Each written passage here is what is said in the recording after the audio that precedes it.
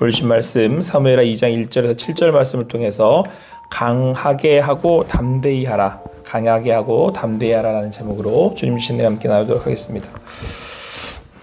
이제 드디어 다윗이 이제 왕에 오르는 이제 여정이 이루어집니다. 10년 동안, 짧은 기간이 아니죠. 10여 년 동안 광야에서 쫓기며 사울을 피해 다녀야만 했습니다. 갖은 고생을 다 했고 억울한 삶을 살았습니다. 하나님께서는 그런 다윗을 인도하셨고 사울이 전쟁에서 이제 패하고 죽은 이후에 드디어 다윗이 왕이 되게 하셨습니다. 그가 10년 동안 광야를 쫓기며 살았고 이제 30이 되어서야 이제 왕이 된 것입니다. 그리고 하나님은 오늘 뭐라고 말씀하시냐면 다윗이 하나님께 여쭈었을 때, 하나님께 물었을 때 유다 한 성읍으로 올라가서 헤브론에 이르러 그곳에서 이제 왕이 될 것을 명하시게 됩니다.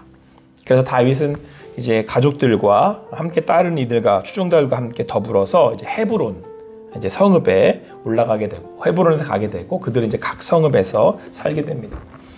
얼마나 영광스럽고 얼마나 감사하고 또 얼마나 감격스러웠겠습니까?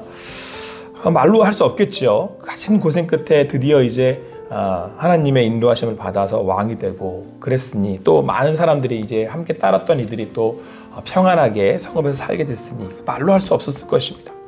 자, 그런데 오늘 이러한 그 다윗의 행차요, 다윗의 그런 영광스러운 왕이 되는 그런 여정 가운데 이 찬물을 끼얹는 일이 벌어집니다. 아니, 찬물 정도가 아니고 하나님 어쩌면 이러실 수가 있습니까? 정말 이런 그 탄식이 절로 나오는 이제 그런 일이 벌어지는데요. 자, 그런데 오늘 사울의 군사령관이었던 넬의 아들 아브넬이라고 하는 사람이 글쎄 사울의 아들 이스보셋이 살아있는 것을 알고 데려다가 그를 왕으로 옹립해버린 겁니다. 그리고는 나머지 유다 지파를 뺀 나머지 모든 지파들을 다 모아다가 이스보셋을 왕으로 세워버린 거예요. 그러니까 실제로 지금 다윗이 다스리게 된 영역은 어디냐면 유다 지파 족속들만, 그 영역만 다스리게 된 겁니다. 그러니까 지금 다윗은 엄밀히 말하면 반쪽짜리 왕이 된 거예요. 하나님이 분명히 다윗에게 기름을 부으셨지만 사무엘은 이미 죽고 없고 또 나머지 지파들이 또 지금 모여가지고 사울의 아들인 이스보셋이라고 하니까 정통성이 이쪽에 있잖아요. 그러니까 다들 나머지 지파들도 그 군사령관 넬의 아들 그 아브넬을 따라서 다 같이 모여가지고는 이스보셋을 따르는 겁니다. 그러니까 다윗의 입장에서 어떻겠어요? 너무 황당하죠. 그 가진 고생을 해가지고 이제 왕이 됐다 싶었는데 또 자기를 반대하는 사람들이 나타났으니 오직했겠습니까? 뭐 정치적으로 이런저런 상황이기는 합니다만 여러분이 다윗이라면 어떻겠어요? 원망 섞인 그런 기도가 나오지 않겠습니까? 하나님, 제가 하나님한테 못한 게 뭐가 있습니까? 정말 제가 사울을 정말 죽일 수 있는 기회가 있었음에도 불구하고 기름 부으신 사람이기 때문에 제가 죽이지 않았고 하나님의 말씀에 순종하여 나아갔고 아니 지금도 유다 땅 헤브론으로 가라고 하셨으니까 제가 왔는데 하나님 그렇게 왔는데 어떻게 하나님 이러실 수가 있습니까? 이런 원망 나오지 않겠습니까? 우리가 신앙생활을 하면서 나름 그래도 그리스도인으로 살려고 말씀에 순종하며 살려고 기도하며 살려고 또 이 아침에 나오셨잖아요. 근데 내 뜻대로 되지 않는 거예요. 계획대로 되지 않는 거예요. 하나님이 온전히 응답하시지 않는 것 같습니다. 이럴 때 우리 마음 어때요? 억울하고 답답하고 이거 어떻게 해야 되나? 도대체 하나님 이렇게 하는 거 맞습니까? 이런 반문이 절로 나오지 않습니까? 자, 그런데 사무엘하 5장 5절 말씀을 보면 이렇게 기록되어 있습니다. 헤브론에서 7년 6개월 동안 유다를 다스렸고 몇 년이요? 7년 6개월을 기다린 게 아니에요. 몇 년? 7년 6개월을 기다린 거예요. 그러니까 10년 광야에서 쫓겨다녔는데 이 헤브론에서 지금 반쪽짜리 왕으로 몇 년을 보내게 된다고요? 7년 6개월을 기다린 거예요. 사랑하는 성도 여러분, 우리 하나님께서 때로 우리의 길을 인도하실 때 상황과 여건과 사람들을 통해서 되어지는 일들로 우리를 인도하시지 않습니다. 우리는 오해할 때가 있어요. 잘 되고 잘 풀리고 잘 먹고 잘 살면 하나님이 인도하시고 하나님이 함께 하신다. 여러분 그렇지 않습니다. 하나님이 인도하시면 거기에 있지 않아요. 오해하시면 안 돼요. 그래서 하나님의 음성을 제대로 들을 수가 없다라는 거죠. 여러분 오늘 다윗이 예루살렘에서 33년 동안 이스라엘과 유다를 다스리게 되거든요. 근데 무려 헤브론에서는 7년 6개월을 다스리게 돼요. 그러니까 거의 뭐 한 3분의 1, 크게 많게는 4분의 1 정도의 그 기간을 3분의 1이죠. 이상을 광야하고 헤브론에서 다 보낸 거예요. 얼마나 답답하고 힘들었겠습니까? 하지만 다윗은 여러분 이 헤브론에 있는 기간 동안 나머지 지파들과 전쟁을 하지 않습니다. 다윗은 정당성이 있잖아요. 자기가 기름 부음 받은 사람이니까. 분명히 사울 다음에 제가 왕이 돼야 되는 거니까. 하나님이 나를 밀고 계시니까. 하나님이 나와 함께 하시니까. 그러면 어떤 마음이 들겠어요? 나머지 지파들 이 괘씸해라. 그래서 다윗 싸움 잘하니까 싹 모아서 이제 한 지파 한 지파 다 엎어버리고 다 이렇게 차지하고 내가 진짜 왕이야 이러고 싶지 않았겠어요? 근데 다윗은 기다립니다. 주변의 신하들의 말에도 또 어떠한 상황 가운데서도 기다립니다. 그들은 동족들을 해하지 않습니다. 하나님의 방법으로 하나님의 때에 하나님이 이루실 것을 믿고 기다립니다. 사랑하는 성도 여러분, 때론 우리의 기도에 더디 응답하시는 하나님이실 때가 있습니다. 내가 원하는 방법, 내가 원하는 계획대로 되지 않을 때가 있습니다. 그러나 오늘 다윗이 그랬던 것처럼 예수님이 겟세마네 기도에서 자기 뜻을 하나님께 온전히 맞추기 위해 땀이 피가 되도록 기도하셨던 것처럼 우리의 삶이 주님께 맞춰지는 삶이 될 수 있게 되기를 간절히 소망합니다. 일이 풀려지는 게 문제가 아니에요. 하나님의 때에 하나님의 뜻대로 하나님의 영광 가운데 내가 살아갈 수 있느냐, 이게 우리의 삶의 목적이에요.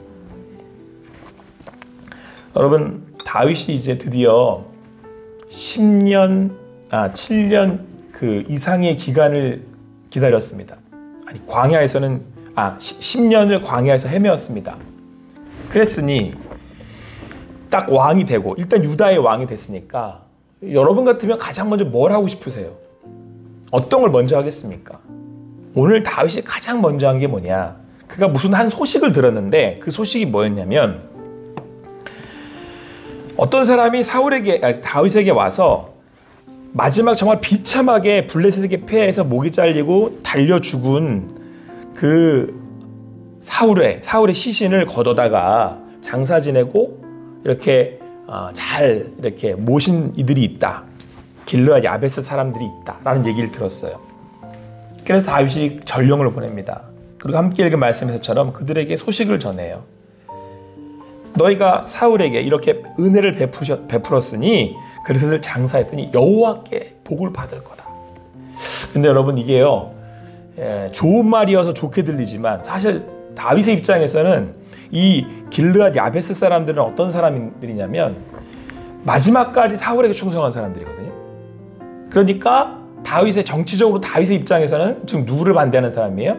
다윗을 반대하는 사람들이란 말이에요. 반대 입장에 서 있는 사람이래요.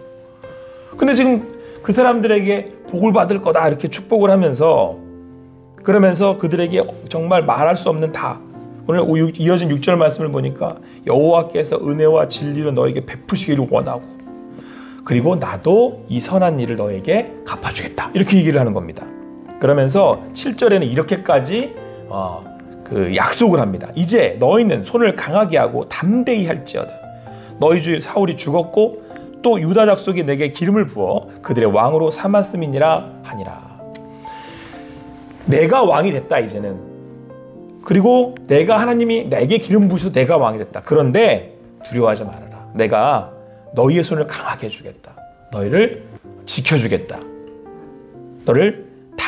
그러니까 너희가 담대히 하게 행하라고 이렇게 권면하고 그들에게 소식을 전해줍니다. 다윗은 왜 자기에게 이제는 대적의 관계에 서 있게 된 그들에게 이렇게 축복할 수 있었겠습니까? 사랑하는 성도 여러분, 오늘 다윗이 기름 부은 왕 사울을 손대지 않았습니다. 기회가 있었음에도 그들을 죽이지 않았습니다.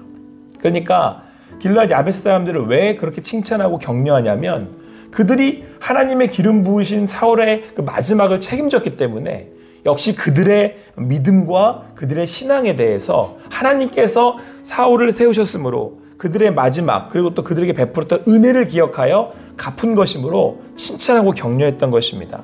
그래서 오늘 말씀 보니까 여러분 5절 말씀에 사울에게 은혜를 베풀어 이렇게 돼 있어요. 여러분 은혜는 누가 베푸는 거예요? 하나님이 베푸시는 거잖아요. 그러니까 하나님이 베푸신 그 은혜를 너희들이 알고 깨닫고 알아 사울에게 또한 그 은혜를 베풀었으니 하나님이 베푸시는 그 은혜로 그 사울을 대했으니 너희가 여호와 하나님께 복을 받게 될 거야 이렇게 말씀하고 있는 것입니다. 사랑하는 성도 여러분, 오늘 다윗이 이러한 어려운 상황 가운데 그러니까 자기가 지금 유다의 그 이스라엘의 왕이 돼야 되는데 유다 지파밖에 다스릴 수밖에 없는 그런 상황 가운데서도 다윗이 하나님의 때를 기다리고 인간적인 방법이 아니라 하나님께 음성을 구할 수 있었던 것은 오늘 다윗이 무엇보다도 자기를 왕되게 하시고 또 왕으로 인도하실 분이 하나님이라고 하는 사실을 다윗이 너무나도 잘 알고 있었기 때문에 그렇습니다. 그래서 오늘 이 길르앗 야베스 사람들을 지금 환대하고 또 그들을 이렇게 격려하고 있는 겁니다. 자기의 대적 관계에 있음에도 불구하고. 그러니까 다윗은 자기의 그 왕의 자리가 어디로부터 온다라고 하는 사실을 너무나도 잘 알고 있는 거죠. 그래서 오늘 길르앗 야베스 사람들이 사울을 어떻게 대했는지에 대해서도 그들의 마음과 동기를 다윗이 알고 격려하고 있는 거예요. 그래서 길르앗 야베스 사람들의 그 선행에 대해서 많은 사람들에게 알게 하는 겁니다. 오늘 자칫해가지고는 다윗과 이 지파들이 이제 싸움이 나게 생긴 거잖아요. 그러니까 유다 지파와 나머지 지파들이 전쟁이 날 수 있는 그런 상황 가운데 있었다는 거예요. 근데 지금 다윗이 한 행동으로 인하여서 많은 사람들이 지금 우리가 이제 앞으로 어떻게 해야 되지? 이제 그걸 알게 된 거예요. 유다는 다윗을 왕으로 세웠죠. 나머지 지파들은 이스보셋을 왕으로 세웠잖아요. 이제 전쟁 각도가 나오잖아요. 근데 그때 다윗이 뭐라고 선포를 해버린 거냐면 나는 길르앗 야베스 사람들을 격려하고 축복한다.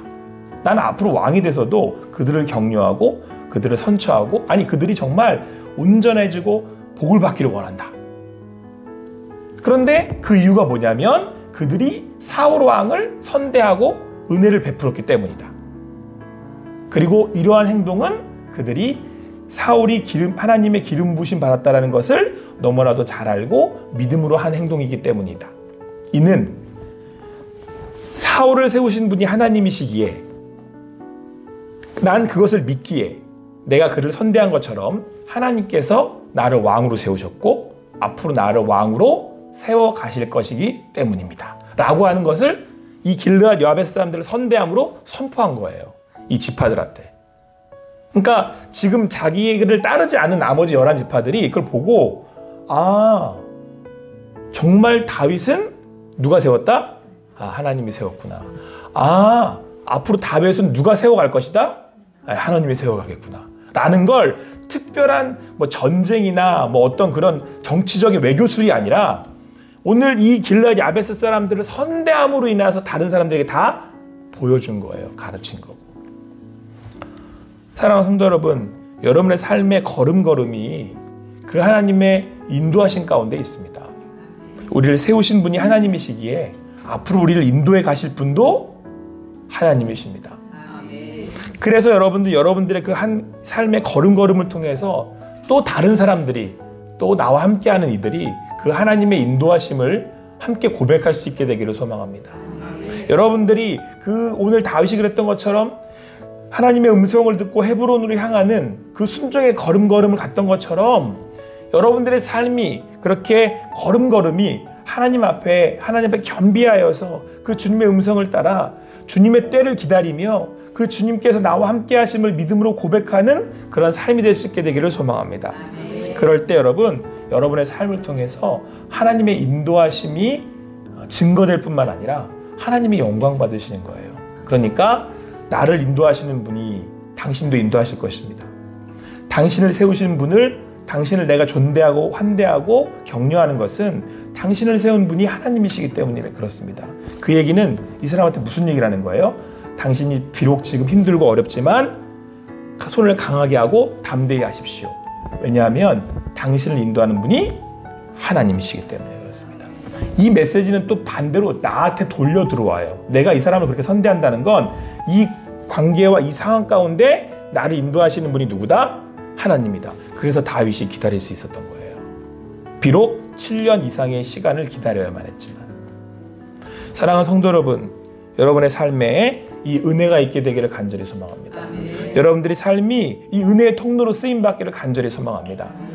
하나님이 하시는 그 걸음을 묵묵히 따라가면 은혜라고 하는 두 글자가 여러분들의 삶을 따라가요.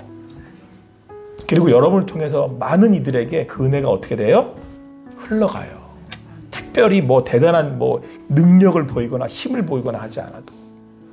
오늘도 주님 안에서 그 은혜 주시는 분이 하나님이시기에 그 은혜를 베푸실 수 있는 여러분과 제가 되기를 간절히 소망합니다.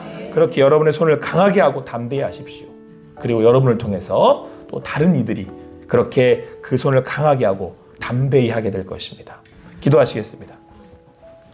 사랑의 하나님 감사합니다. 오늘도 주님께서 우리에게 말씀하시고 인도하여 주시고 함께하여 주심을 믿습니다. 때로는 더디 이루어지고 때로는 내 뜻대로 안 되고 그래서 내 마음의 때로는 어렵고 또 염려되고 근심될 때가 있습니다. 그러나 오늘도 우리가 다윗처럼 예수님이 그랬던 것처럼 주님의 음성에 귀 기울이며 그 길을 나아갑니다. 때로는 더디 이루어져서 안타깝지만 하나님의 때가 있음을 믿습니다. 하나님의 방법으로 하실 것을 그것이 가장 지혜로운 것임을 고백합니다. 이 걸음걸음을 통하여서 베푸시는 이가 하나님이시고 인도하시는 이가 하나님이심을 모든 이들에게 함께 나눌 수 있는 우리네 삶이 되게 하여 주시옵소서. 그래서 그 은혜의 자리를 통해 우리가 함께 손을 강하게 하고 담대히 할 수 있도록 하나님 인도하여 주시옵소서. 오늘도 함께 하실 그 주님을 우리와 동행하시는 그 주님께 모든 영광을 올려드리며 예수님의 이름으로 기도합니다. 아멘.